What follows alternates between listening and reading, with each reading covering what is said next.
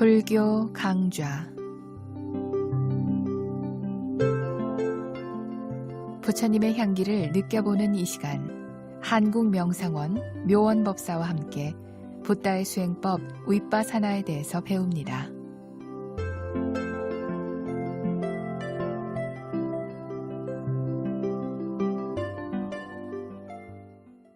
안녕하십니까, 묘원입니다.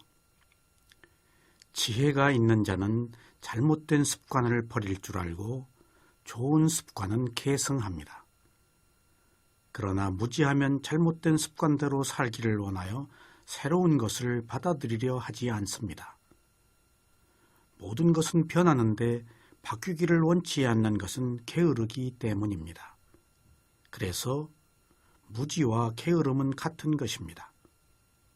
무지는 게으름으로 그치지 않고 게으름을 집착합니다. 그래서 고통을 머리에 이고 품에 안고 등에 짊어지고 손으로 끌면서 절뚝거리면서 살아갑니다. 이 길은 끝이 없습니다. 이 길은 자신이 좋아서 선택한 길입니다. 수행자 여러분, 계속해서 끝없는 이 길을 가시겠습니까? 아니면 고통이 끝나는 지혜로운 길을 가시겠습니까? 선택은 여러분의 몫입니다. 수행자 여러분, 계속해서 통증에 대해서 말씀드리겠습니다. 수행자의 임무는 대상을 알아차리는 것입니다. 그래서 통증과 싸워서는 안 됩니다. 수행자는 전사가 아닙니다. 그러므로 나타난 통증을 대상으로 알아차려야 합니다. 통증도 뜨거운데 통증으로 인해 마음까지 뜨거워지면 대상을 바르게 알아차릴 수가 없습니다. 그러므로 뜨거운 것은 몸이지 일하는 마음이 아니라는 사실을 알아야 합니다. 통증을 알아차리면 오히려 통증이 더 증가할 수도 있습니다. 왜냐하면 막연하게 느끼던 통증을 구체적으로 겨냥하기 때문에 아픔이 더 가중될 수 있습니다. 이것은 지켜보는 힘에 대한 반작용입니다. 알아차릴 때 인위적인 힘을 가하지 않는다고 해도 얼마간은 힘이 들어가기 때문에 통증이 더 강해질 수 있습니다. 이것은 불가피한 과정입니다. 통증은 없어지기 전에 더 강해집니다. 마치 촛불이 꺼지기 전에 더 불이 밝은 것과 같습니다. 그러므로 통증이 계속될 때는 지금 통증이 없어지려고 더 강해졌구나 하고 알아차려야 합니다. 그래도 없어지지 않고 계속되면 이번에는 정말 없어지려고 더 강해졌구나 하고 계속해서 알아차림을 지속시켜야 합니다. 이렇게 알아차림이 계속되면 나중에는 참고 견딘 것이 억울해서 자세를 바꿀 수 없는 때가 오기도 합니다. 이처럼 견딜 수 있는 한 알아차림을 계속하면 수행자의 정신적 상태가 한층 더 고양됩니다. 위파사나 수행의 1단계 지혜는 정신과 물질을 구별하는 지혜입니다. 정신과 물질을 구별하는 지혜를 얻기 위해서는 몸과 마음을 분리해서 알아차려야 합니다. 몸은 알아차릴 대상이고 마음은 대상을 아는 기능을 합니다. 그래서 몸은 몸의 영역에서 하는 역할이 있고 마음은 마음의 영역에서 하는 역할이 있습니다. 그러므로 몸이 아플 때 마음까지 아프지 말아야 합니다. 이때 아픈 것은 몸이지 마음이 아닙니다. 그러나 몸과 마음을 하나로 생각하거나 이것이 내 몸이라고 생각하면 즉각 마음까지 아픕니다. 그래서 이때 통증에 반응한 마음을 알아차려야 하는 것입니다. 수행자 여러분, 몸이 아플 때 즉각 마음까지 아프면 대상을 바르게 알아차릴 수가 없습니다. 마음이 일을 하는데 일하는 마음이 아픈 상태에서는 대상을 바라보는 힘이 생기지 않습니다. 그래서 몸이 아플 때 마음까지 아프지 않게 하기 위해서는 싫어하는 마음을 알아차려야 합니다. 그래야 비로소 통증의 성품을 알아차릴 수가 있습니다. 그러므로 통증은 오히려 정신과 물질을 구별하는 지혜가 나도록 하는 대상입니다. 통증의 바른 성품이란 무상하다는 것과 불만족이라는 것과 내 마음대로 되지 않는 무아를 아는 것입니다. 몸이 아플 때 마음이 아프지 말아야 한다는 것은 몸의 통증은 몸의 영역에서 일어난 것이니 마음의 영역까지 반응하게 하지 말라는 것입니다. 이러한 영역을 물질적 현상과 정신적 현상으로 구별합니다. 수행자가 자신의 몸과 마음에 관한 알아차림에 있어서는 이것이 물질적 영역에 속하는 것인지 아니면 정신적 영역에 속하는 것인지 구별해서 할 수 있어야 합니다. 그러면 물질적 현상으로 인해서 생긴 정신적 현상이 침해받지 않습니다. 마찬가지로 정신적 현상으로 인해서 물질적 현상이 침해받지를 않습니다. 그러므로 자신에 대해서나 남에 대해서나 이것이 물질적 현상일 때는 그냥 물질적 현상으로 끝내야 합니다. 그리고 정신적 현상일 때는 그냥 정신적 현상으로 끝내야 합니다. 몸의 이러한 통증은 느낌입니다. 그래서 몸에서 일어난 육체적인 느낌을 알아차리지 못하면 정신적 느낌으로 발전합니다. 만약 괴롭다고 했을 때는 1차적으로 육체적인 느낌을 일으킨 것입니다. 그러나 육체적인 느낌을 알아차리지 못하면 다음 단계로 아이고 괴로워 죽겠네 라고 발전합니다. 그냥 괴롭다가 다음에는 괴로워 죽겠다고 하는 정신적 느낌으로 발전한 것입니다. 그러면 몸이 아플 때 지켜보는 마음까지 아픈 것입니다. 세상 사람들은 이렇게 살지만 수행자는 이렇게 살지 않기 위해서 지금 수행을 하는 것입니다. 통증은 없어질 조건이 성숙되면 없어집니다. 그렇지 않고 인위적으로 없애려고 하면 자세를 바꾸는 길밖에 없습니다.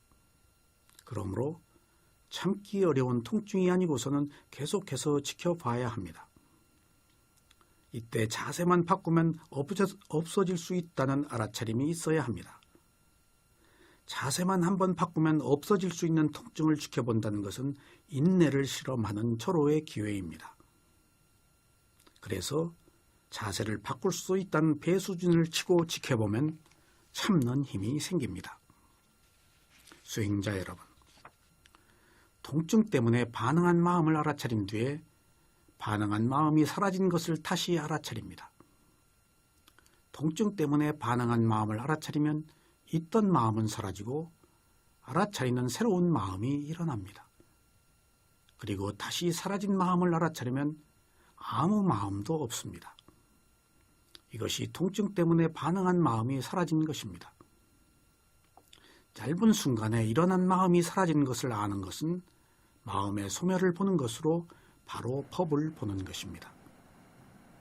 이처럼 통증 때문에 반응한 마음이 사라진 마음을 본 뒤에 다시 통증을 알아차리는 방법이 있고 가슴이나 머리로 가서 통증으로 인해 생긴 느낌을 알아차리는 방법이 있습니다.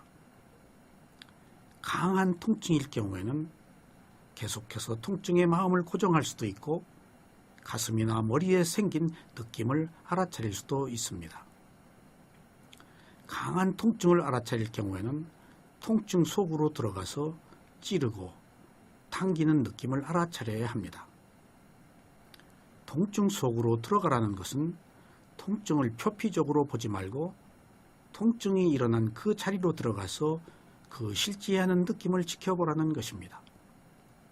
이때 통증을 없애려고 봐서는 안 됩니다.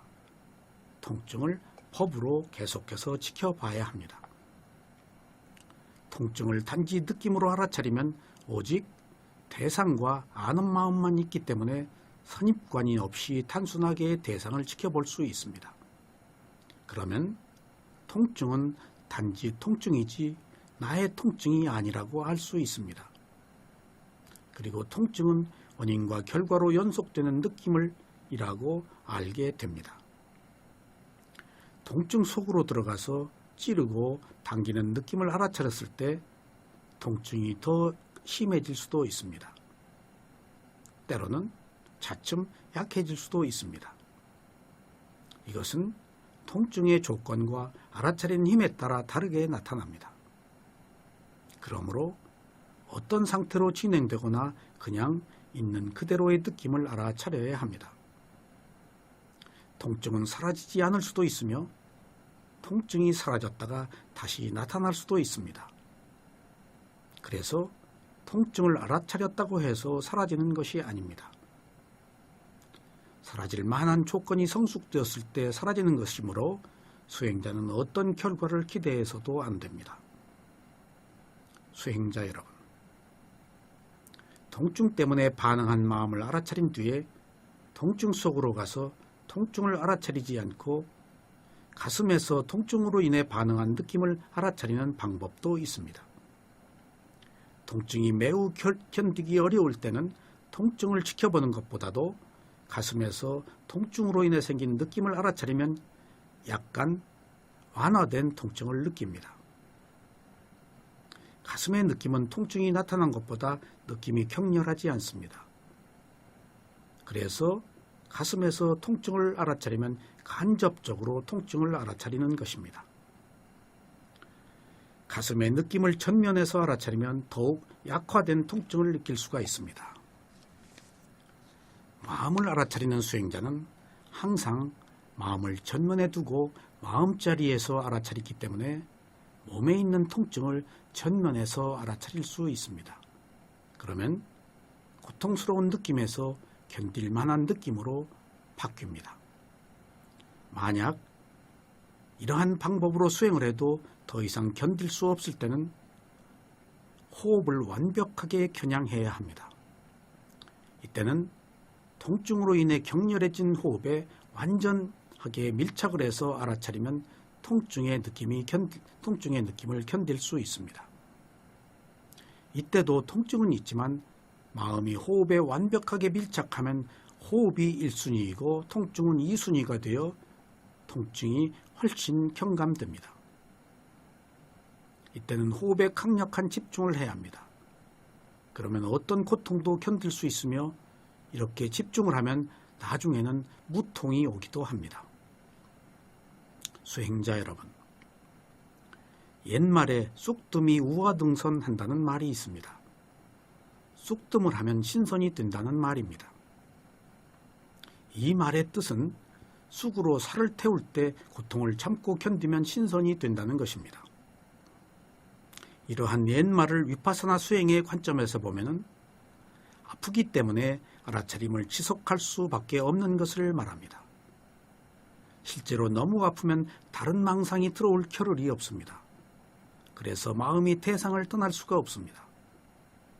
이러한 아픔으로 인해 알아차림을 지속할 수밖에 없고 강력한 알아차림을 지속하면 집중의 힘에 의해 결국 통증이 사라지는 것을 경험할 수도 있습니다.